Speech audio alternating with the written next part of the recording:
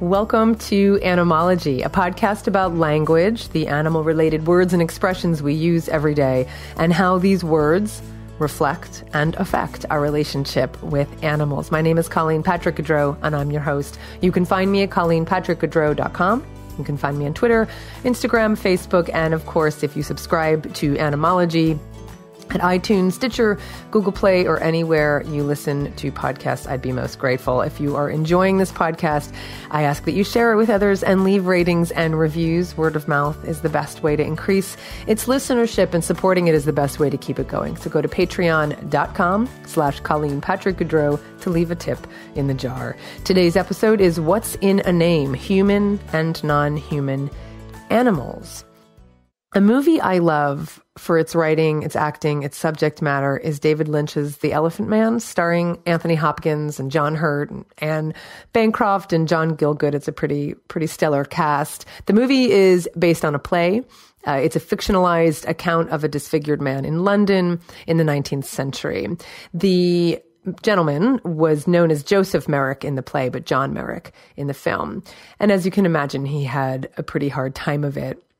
And he was, as many people were who would have had the kind of disfigurement that he had, exhibited as part of a traveling freak show, as it were, that also exploited, as was often the case, non-human animals as part of their show. Now, for me, when I first saw this movie, I was as horrified by the animals displayed in cages for this freak show as I was for John Merrick, who was, as we would say, treated like an animal, kept in a cage, fed slop, and whose rights as an autonomous being were generally ignored, as was the case for all the non-human animals.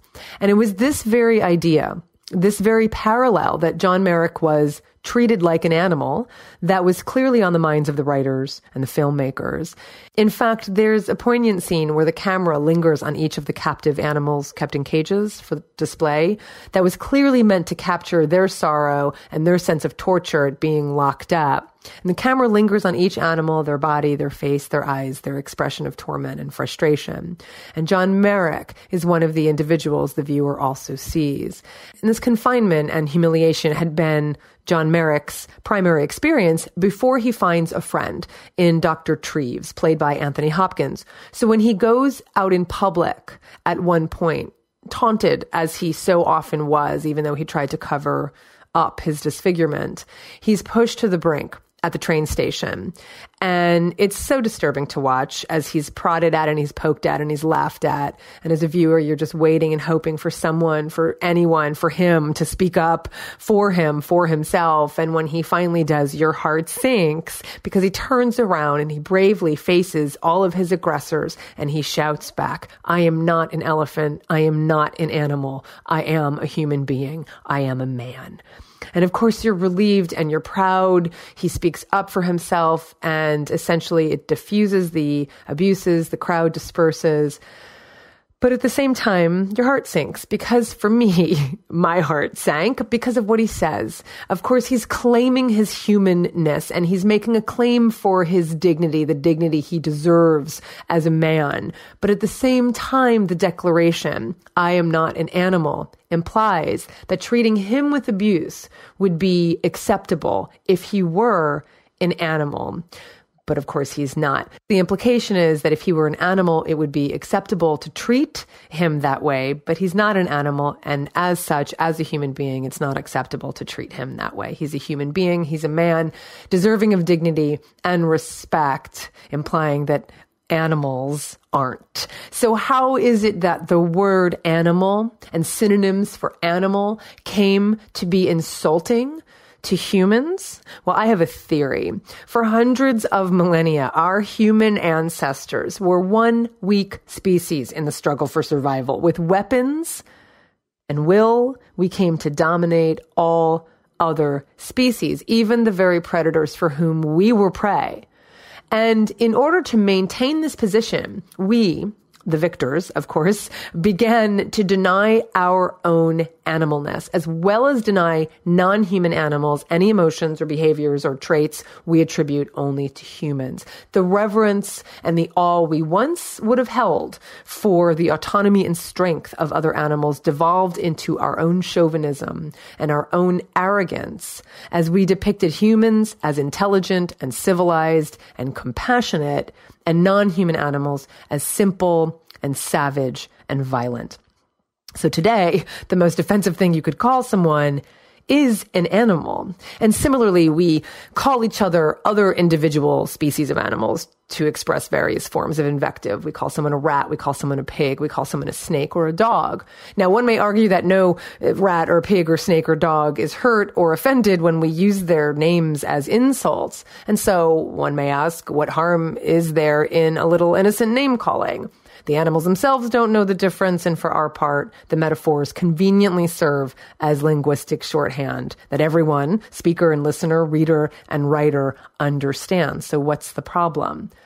True though that is, we also know that our choice of words reflects our individual and collective values and reveals much about who we are and what we believe and how we behave. Our language represents and reinforces the attitudes of our culture, informing and giving social credit to our thoughts and actions. Whenever we propagate a discriminatory notion or behavior, we ensure its future survival. That's why making sexist comments, even when women aren't present, is still unacceptable. Using derogatory words about women, whether or not women bear witness, reinforces sexist ideas and behavior. In the same way, using disparaging language about animals, even though the animals are unaware of it, gives social legitimacy to our depiction of them as being so inferior to humans that they don't even deserve to possess their own autonomy, their own offspring,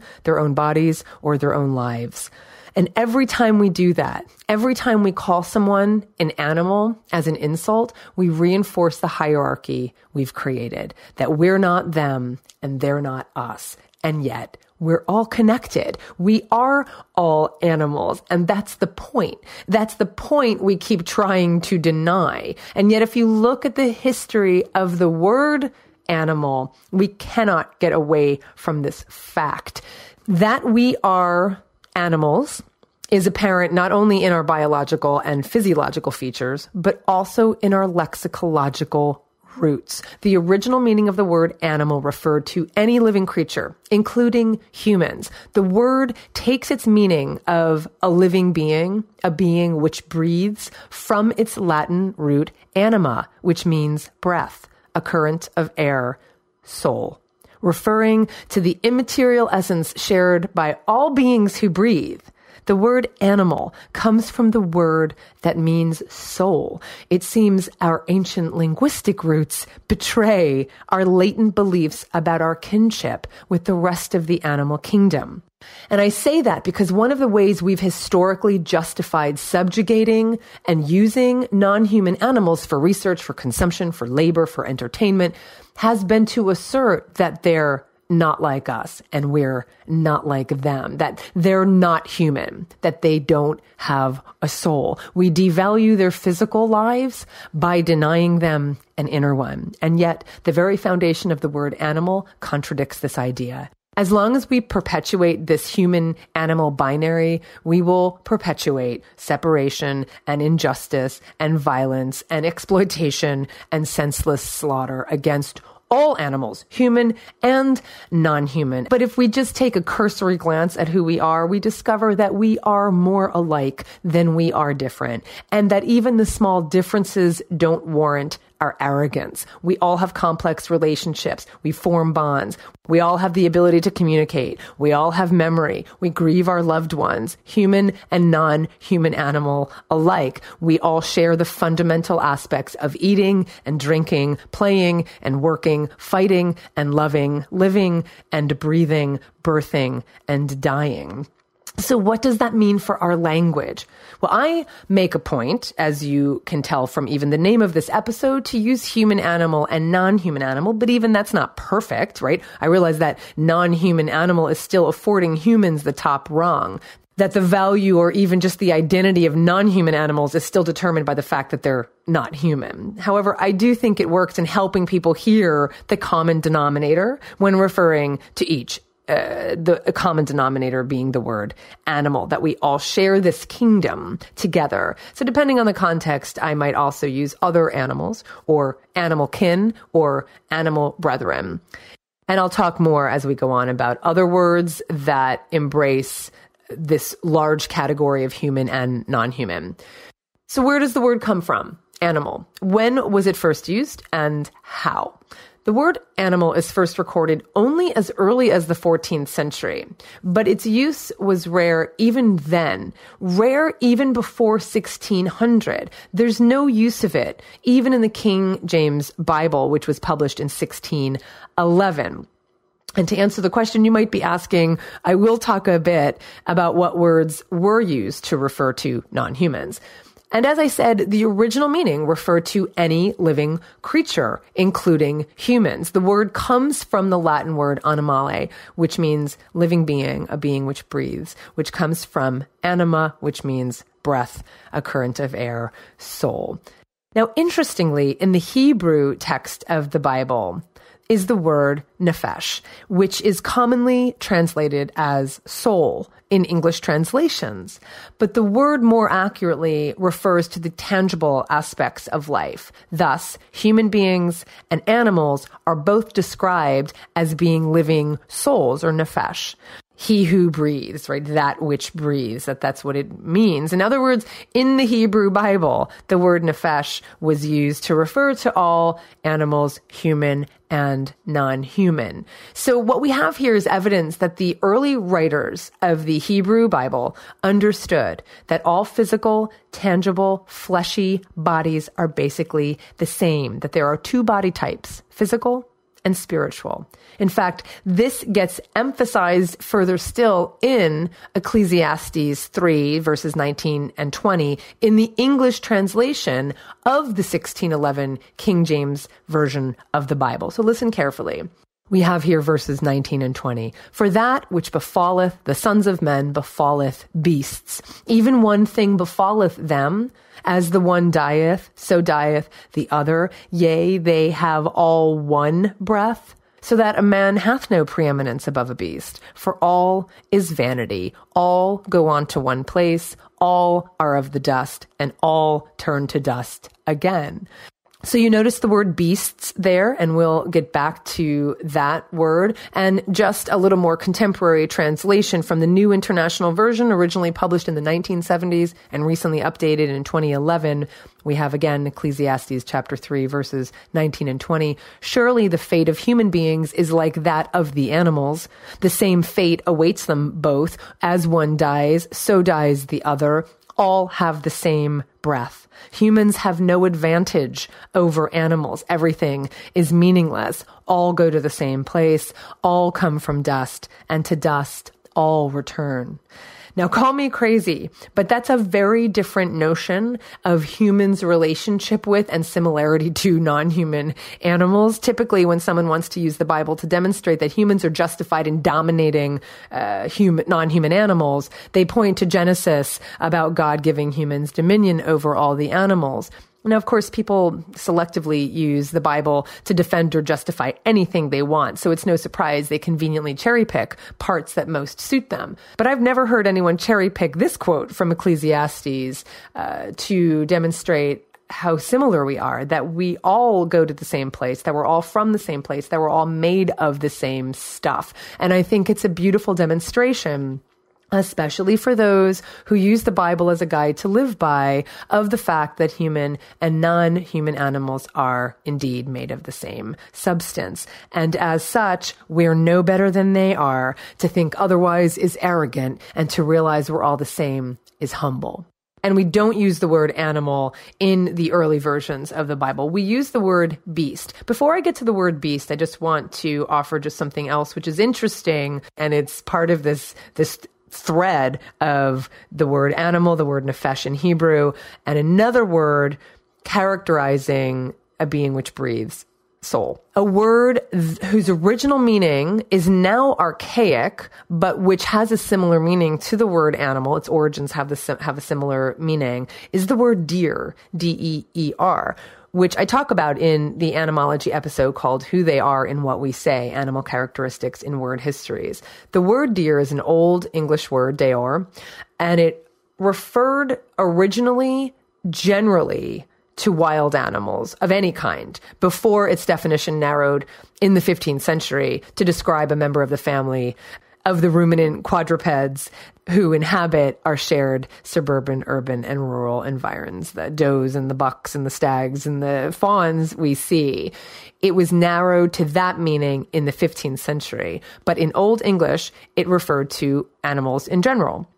The pre-Germanic word dusum, which I may not be pronouncing correctly, but D-H-E-U-S-O-M, from which deer derives, meant breath or soul, similar to the word animal that came to replace it. In other words, the foundation of both these words signifies the animating principle intrinsic to all living animals, whether human or non-human. And that is just interesting to me, that deer originally meant all animals.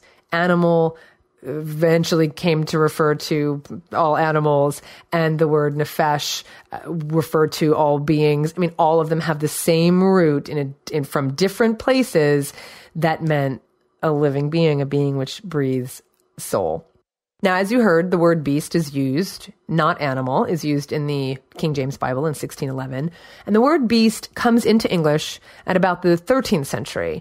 And it was used to refer generically to non-human animals, hence its use in the King James Bible.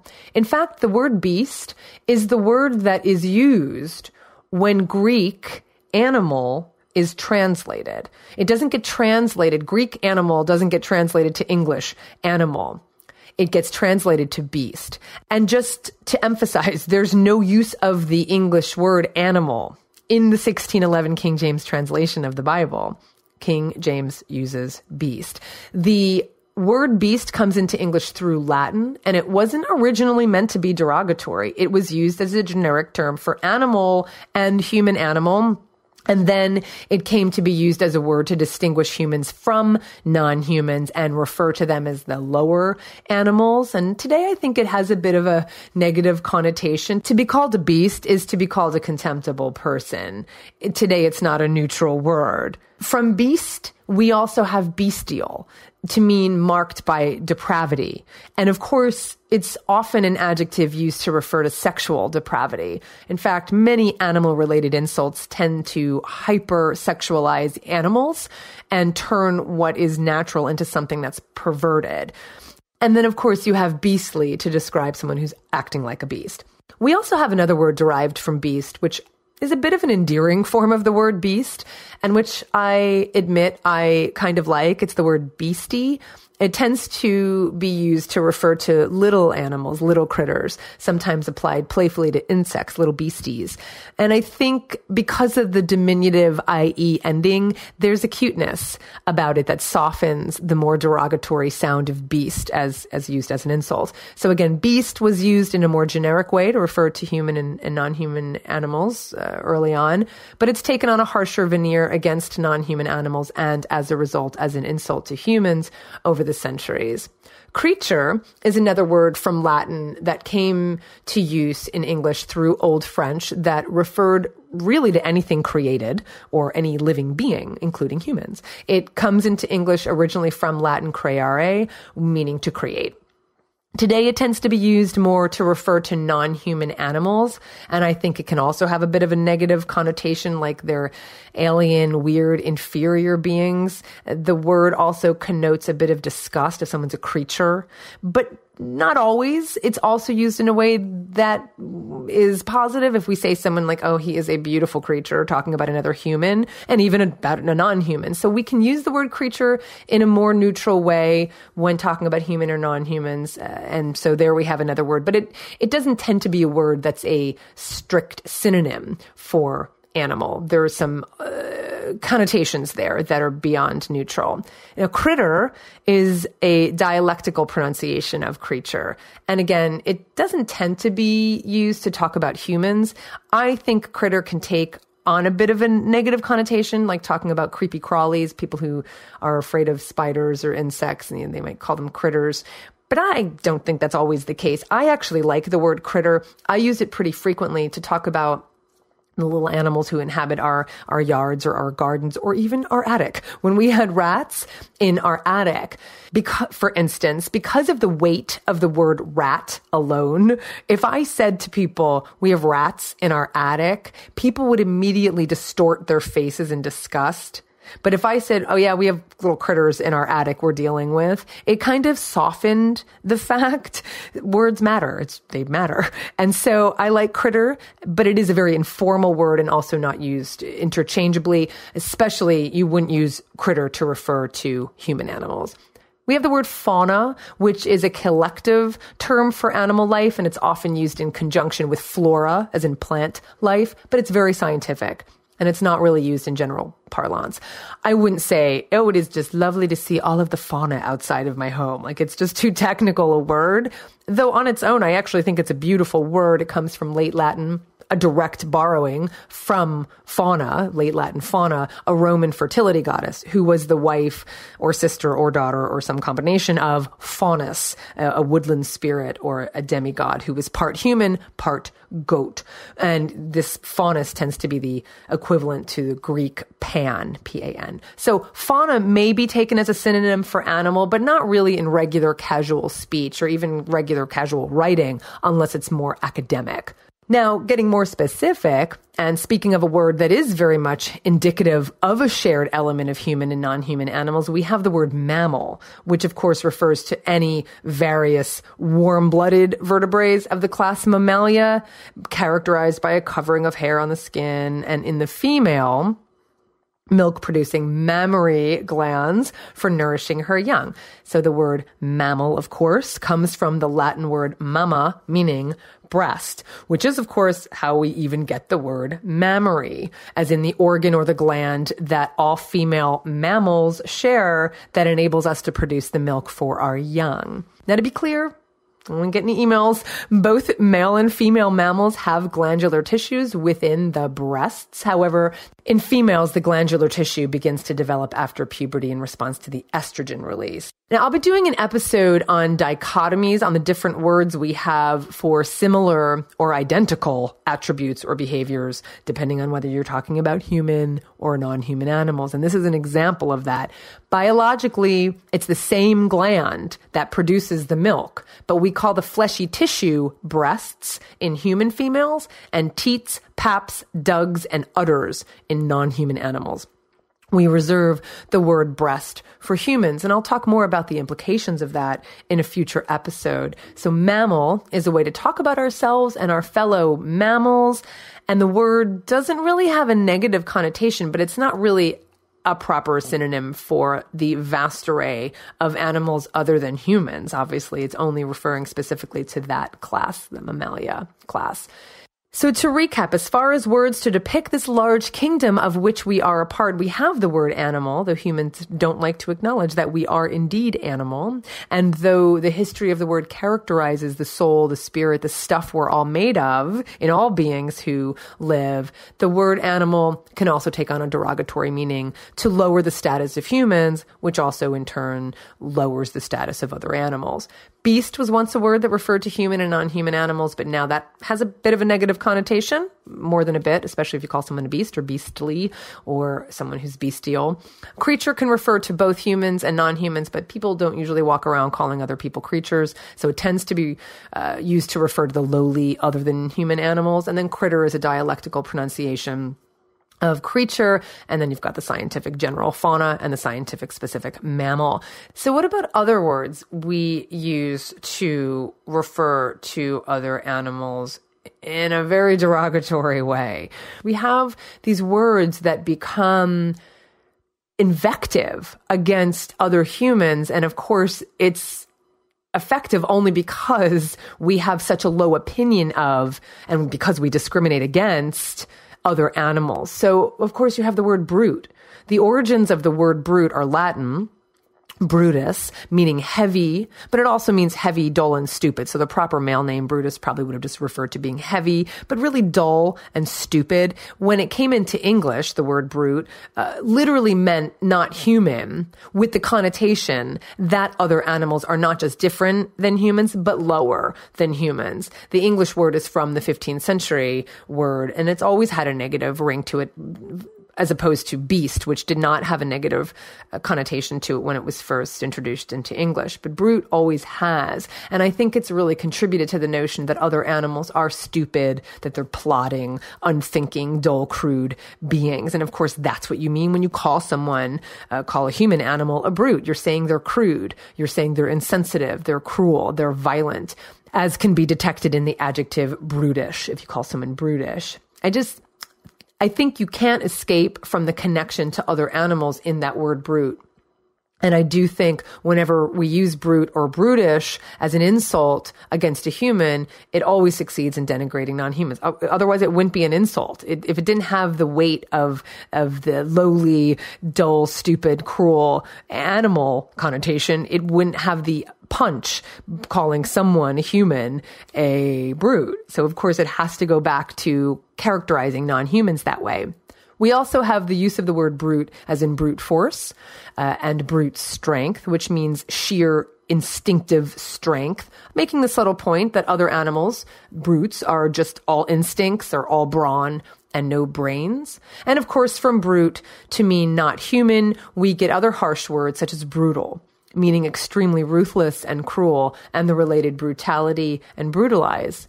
Now, of course, there's also the word brutalism, which is a style of art or architecture characterized by deliberate crudity of design, and it comes from the same root much later.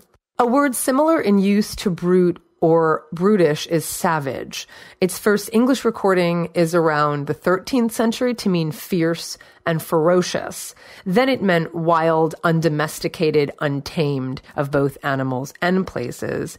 It comes into English from Old French, sauvage, meaning wild, savage, untamed, which comes from Latin, silvaticus, which means wild, literally of the woods, from silva, forest, or grove. It started off positive in Latin, but the word savage in English is far from positive today. If you call someone savage, you're calling them barbaric, you're calling them untamed, you're calling them wild in all the negative senses of the word, you're calling them violent and vicious, and yet it all means just of the woods, of the forest. But certainly nature and being natural is frightening to human beings in general. We trust domestication way more than we trust what is nature, what is natural, what is in the wild. And as a side note, we are going to return to this use of the word wild to refer to those animals who live freely in the world, those animals who are not captive or domesticated. And as you can see, the word wild can take on several meanings, but it does have this negative connotation, especially in the sense of our post-agricultural revolution mindset, where those beings or those things who are in their natural state, who are not controlled, are suspect. And it's been that way for a long time. So we're going to return to that. Another general term used for non-human animals, though mostly for such non-human animals as rodents and insects and snakes, is pest.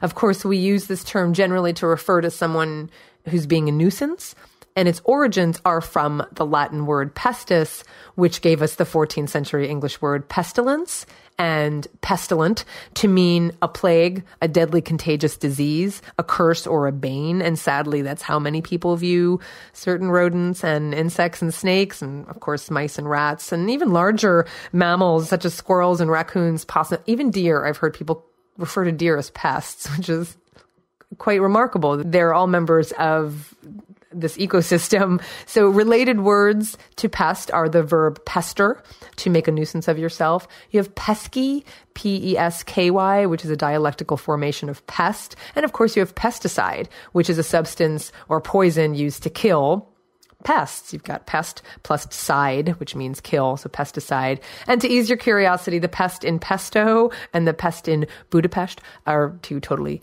different origins. They're from two totally different roots, so not the same pest.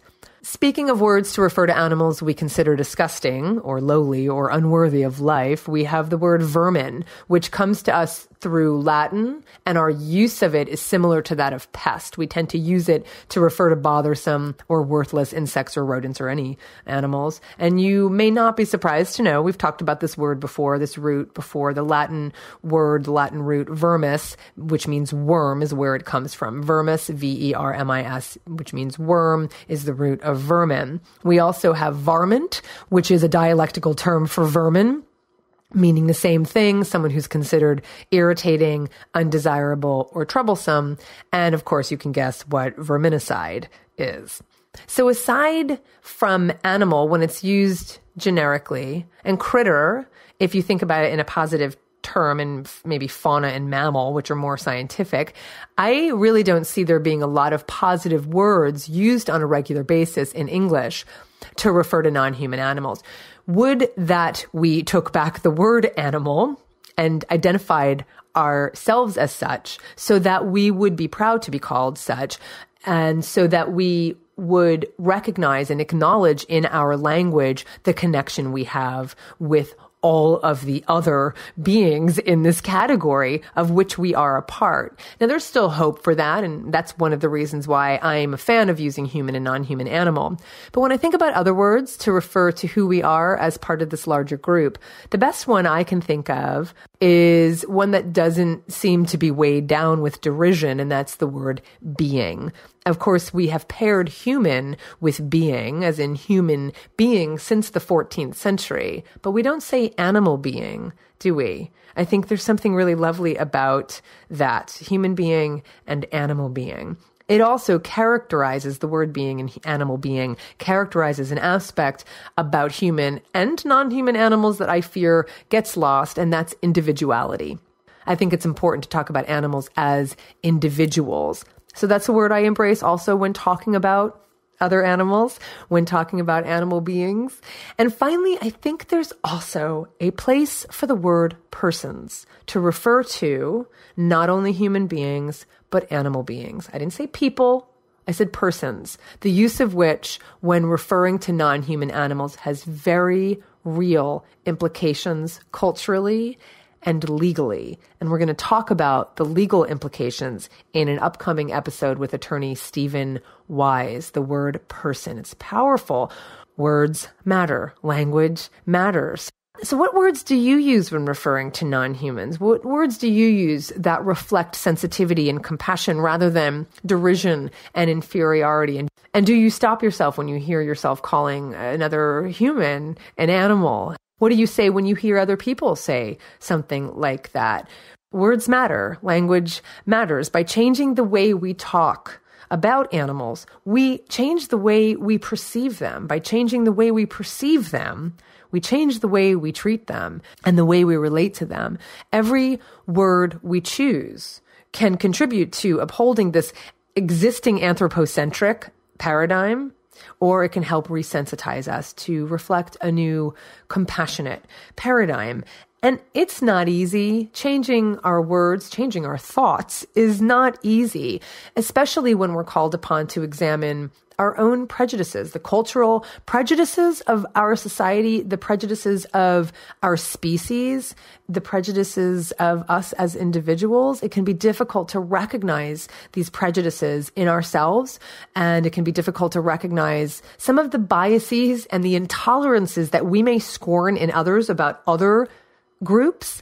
But ultimately, our introspection in this area offers us the possibility for a future of peace for human and non-human animals, shifting to a compassionate paradigm that sees animals not as subjects of ours to use, but as cohabitants, as fellow earthlings. In this compassionate paradigm, we would indeed consider it a compliment to be called an animal. After all, it's who we are. In embracing our animal selves, human animals would find humility, and non-human animals would be elevated as whole, complex, wondrous beings worthy of dignity and respect, where their lives and bodies and offspring are theirs to claim and cherish, not ours to use and destroy. In this compassionate paradigm, which we can all envision, we would value animals for who they are and not for what we gain by them. And we would recognize